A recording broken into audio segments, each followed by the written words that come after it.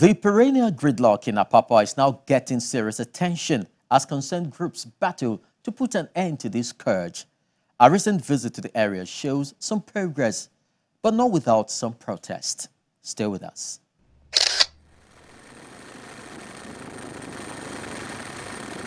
A panoramic view of Apapa, Lagos shows a complete lockdown of all the access routes.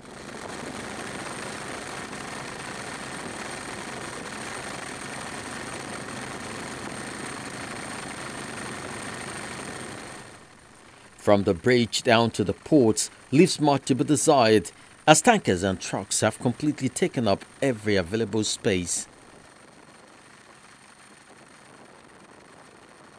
Well, pretty much unlike the last time we came, the Apapa Bridge is beginning to witness some level of sanity as the truck, trailer and tankers drivers have been barred from parking on the bridge.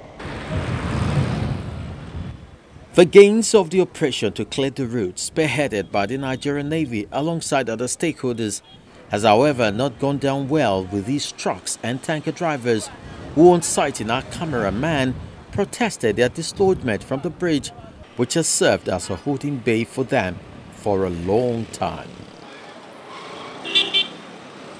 Among their grievances is the case of extortion against the military officials meant to enforce orderliness. They will stop motor on the normal line. The line they give us here is only one line. You understand me? They will now stop the normal line for the one way to be entering the normal line. Meanwhile, the normal line will stand still. Others people, so there are some people on the normal line from here till Jibowu, the normal line will stand still. And the one way will be entering 50,000, 20,000. Do I have 20,000? I'm here 17 days ago. I'm still here. So the second problem we have is our MPA also. You understand?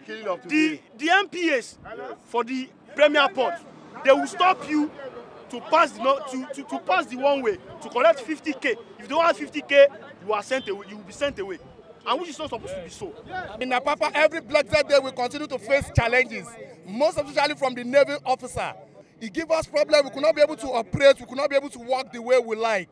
Sure, you understand me? Here in Apapa is not safe for us. I don't know what is really happening concerning the Nigerian Navy in Apapa here. The way the Navy people treat drivers, spoiling property, condemning trailers is very, very bad. It's very, very bad. We want Nigeria to get solutions to it. We want everybody to say something to it. While they called for an end to the alleged unfair treatment purportedly meted out to them, the commander, NNSB Croft of the naval base, Apapa, says they are bent on enforcing the agreement reached with stakeholders at their last meeting, recently chaired by the flag officer commanding the Western Naval Command, where all of them agreed to put an end to the gridlock that has brought Apapa to its knee. And we all brainstormed on the problem and decided that a committee, where all of these people are represented, will have to be set up to try and work out modality on how we can ease off the traffic situation. But we also agreed that something has to be done urgently for the aspect of people parking on top of the bridges, because we cannot wait until the bridges collapse. We can't afford such disaster. Okay, so it was up to the security agencies, not just the Navy, to work together to ensure that the bridges are cleared, while we are working out modality to really regulate the traffic in a way that everybody will be able to pass and the traffic will flow. So what we've done today, let me say, after that meeting, we also had another meeting, a smaller one with NUPEN.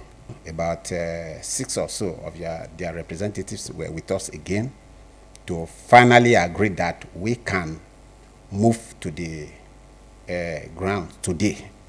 And in that meeting, we agreed that we will stop everybody that is about to climb the bridge to stay put and allow all those that were already on the bridge to keep going towards their destination.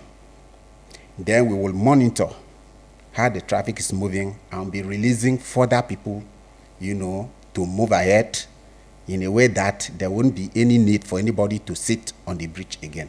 He also addresses the issue of extortion levied against the Navy. I'm not surprised at such reaction because, the situation there provided environment for a lot of racketeering.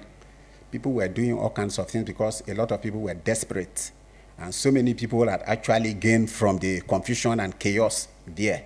If you try to impose order in a situation like that, there are some other interests, which indeed it ought not to be interest. But some people, because of what they were gaining, would naturally not be very happy about the situation. I'm not even surprised, even service personnel, if they feel aggrieved because maybe those who were doing the wrong thing can no longer find the situation to do that. As I said earlier, it is not a unilateral decision. We carried everybody along. So those that are protesting now, if they are genuine member of any group, maybe like NUPEN, I don't think that would be right because their union, the executives have, reached out to them before we started this. Meanwhile, a portion of the inbound wharf road being constructed has now been opened to motorists. Only small vehicles are allowed for now. For this reason, a barricade that would prevent articulated vehicles from accessing the road has been mounted.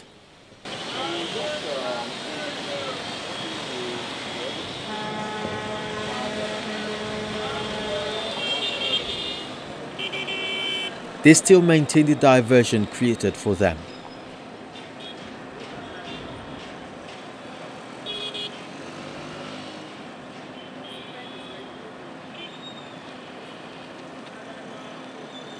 Though work is still ongoing at the inbound access, the supervisor of the project from the Ministry of Work says completion and delivery of the project as planned is still on course. Yes, the contractors still promise to meet up, but the way I'm saying things, I think they can meet it up because now they've resumed 2 shifts. They are now working day and night, so work progress is improved, the encumbrances are removed. And they didn't have a batching plant before. That is a mixing tank for the concrete. But now they have that, which is just near here. So this will make things to work. They can lay, this machine you're looking at can lay about 10 kilometers a day. So once they have concrete and access to concrete, which is nearby now, unlike before, they were going far to get it. So they should be able to meet it. They still promise us that they're going to meet that target.